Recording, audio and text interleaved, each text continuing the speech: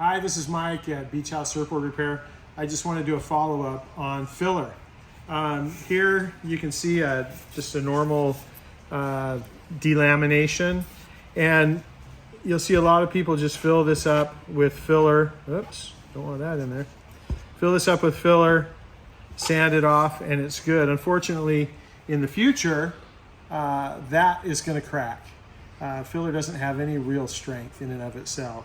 So we like to take that filler and then throw down at least one layer of cloth and just push the filler into the cloth so that it's completely saturated.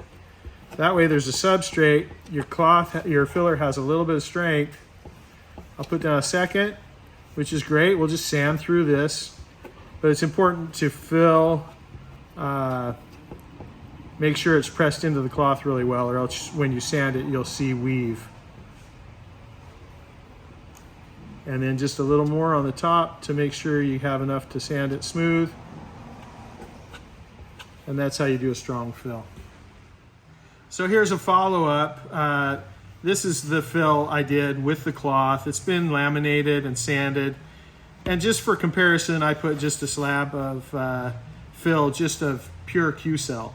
So you can see there's a huge difference. This isn't perfect, obviously, but it's a shade better than this for sure.